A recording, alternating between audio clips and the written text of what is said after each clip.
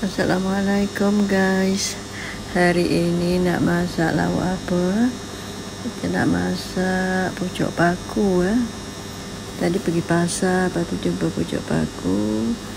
Teringat nak masak belacan, tumis dengan ikan bilis belacan.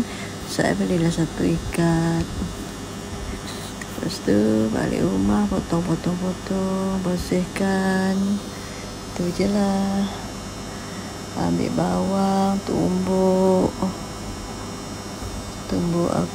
ikan bilis, belacan, bawang putih, bawang merah, semua jadi tumbuk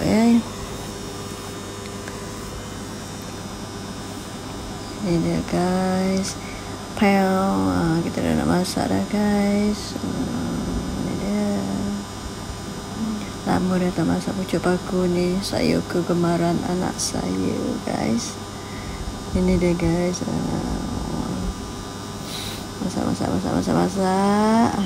Ada cium bau, ada bau sikit rasa dia. Okey lah tu. Barulah kita taruh pucuk paku. Korang pucuk paku panggil apa? Bukan pucuk paku ni, pucuk paku uban. Paku uban. Paku uban silap lah. Pucuk paku tu yang lain tu, yang apa, jernih sikit warna dia. Ini paku uban.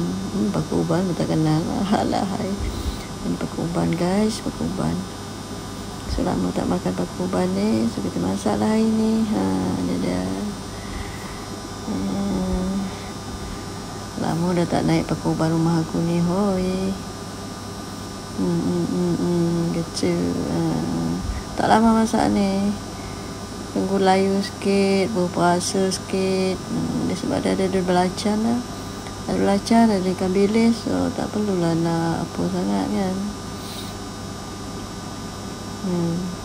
Tak lama. Lepas tu berperasa. Berperasa sikit. Bicing lah orang panggil. Lepas tu bergaram. Tak payah boyan sangat nanti masin. Gitu. Nanti orang marah kalau masin. Jangan masin sangat makanan ni. Mulut masin boleh, makanan jangan masin. Okay guys. Gitu. Bahaya sikit guys. Okay. Sekejap lagi masalah dia. Tak lama masak ni, senang je. Sayur kampung guys. Kampung tak kampung mahal lah satu ikat sekarang ni. Sekarang ni satu ikat RM2.50. Dulu RM1 je sekat. Nak makan beli je lah. Malah nak kutip belakang rumah tu. Kat kebun saya ada ni. Malah nak kutip, beli je dah ikat-ikat siap-siap. Beli je dah. Ni dia guys, sambil tu kita basuh-basuh lah sikit tu. Nak ambil piring jap, nak taruh dalam piring. Okey.